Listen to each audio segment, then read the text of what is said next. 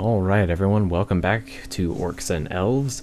Last time we left off, we had made our way through King Braham's tomb and had headed into the forge.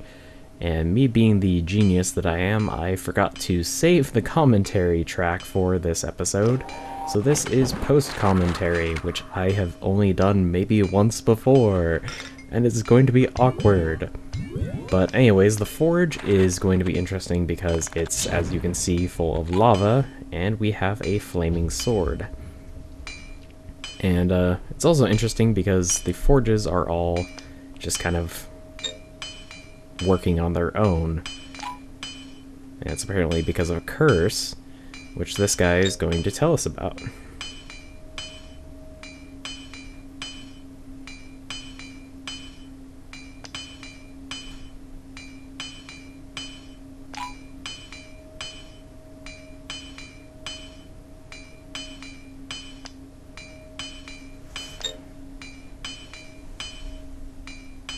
So the curse has something to do with Ithcore,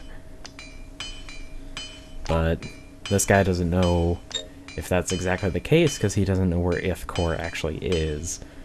So he's telling us we have to go upstairs and search behind a red rune door, but he doesn't know the code for it.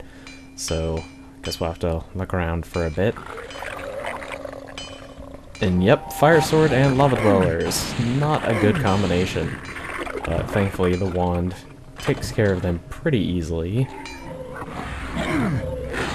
And this is a fun room because it's full of shadow monsters,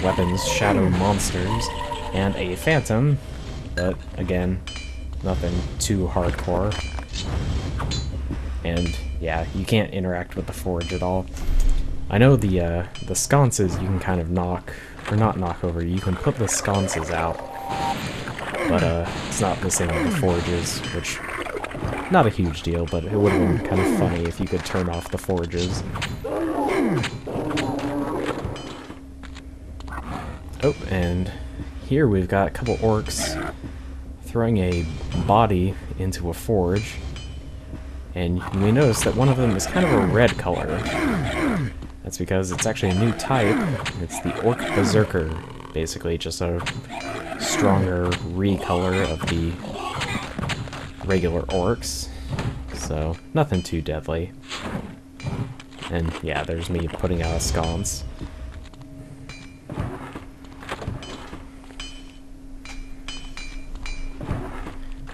And thankfully those lava dwellers don't respawn if you go on the other side, so nothing too difficult.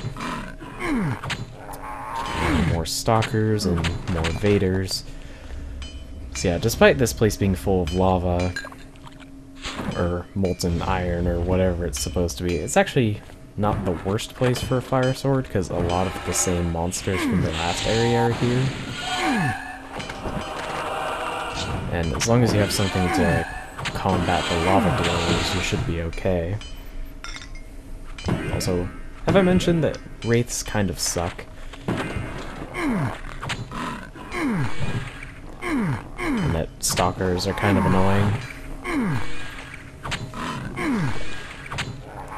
Which I thought it was funny that in Borderlands 2, that stalkers are basically just smaller versions of the stalkers in this. Because the stalkers in Borderlands 2 are little, like, lizard creatures that can turn invisible, or are partially invisible, and teleport. It's basically the same monster. But, anyways.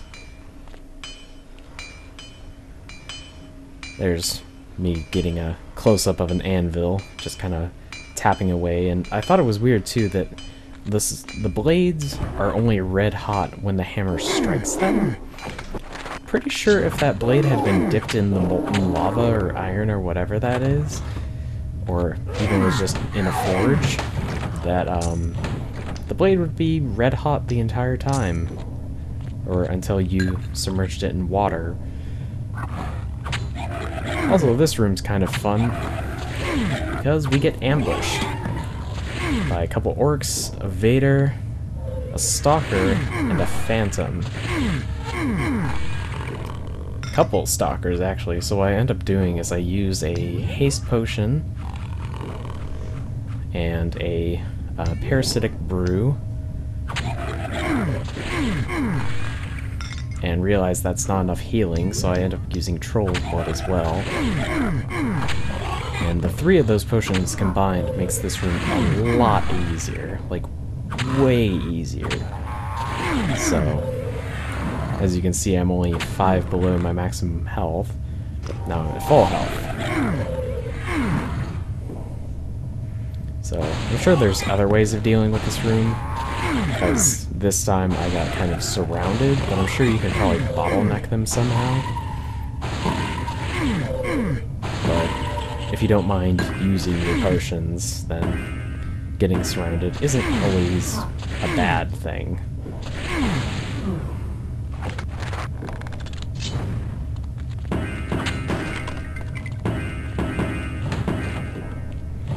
There's no other goodies, and can't go in there quite yet because we don't have the blue door code. Get potion of haste and a large health potion. Just breaking all the tables for the sake of breaking them. Got us another health potion, which we already have quite a few of, but oh well. More the merrier. And here we find another Vader, who apparently we're supposed to remember.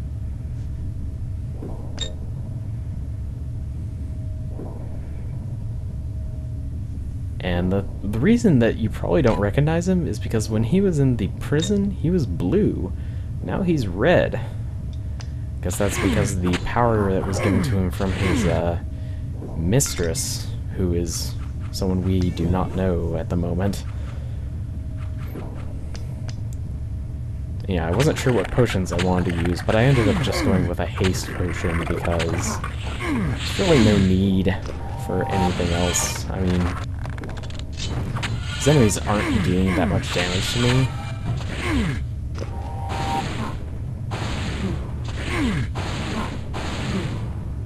And as you can see, I took care of them, only lost about 70 health. And this note actually has the code for the red rune door, which that dwarf at the beginning didn't know. So now when we find it, we can actually open it, which is good. Just destroy some more furniture. Ellie likes being rampant, what can I say?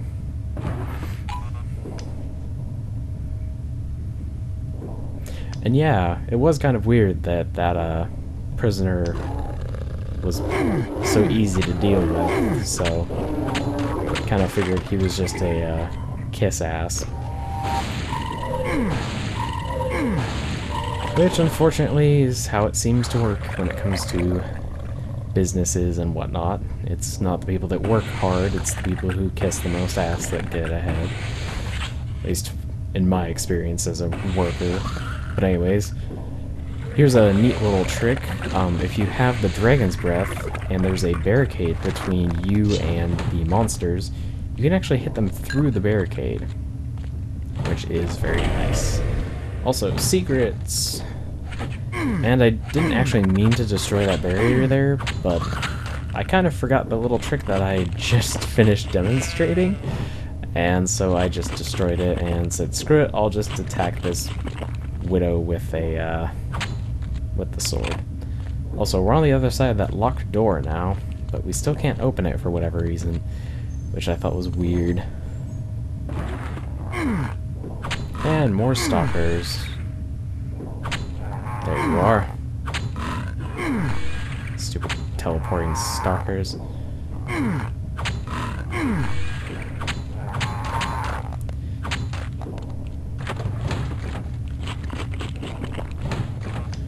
And let's see, potion of strength, accuracy, defense, and some gold.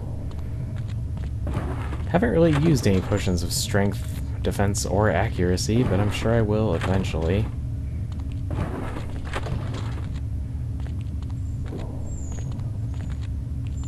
Also, if you can hear whimpering in the background, that's the dog.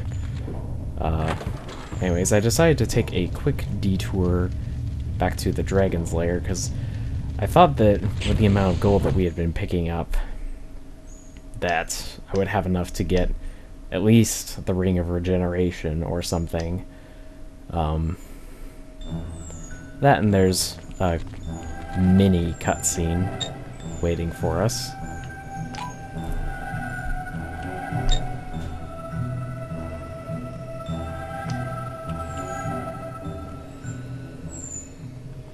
And look who it is! Die!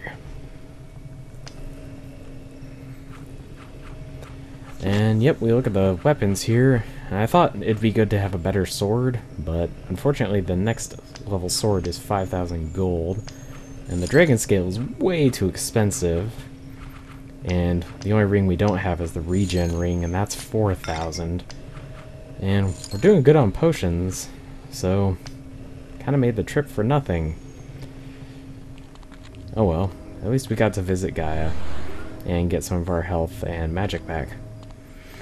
But anyways, once we make it back to the forge here, that's going to be the end of this episode. So thank you guys very much for watching, and I shall see you the next time. Later.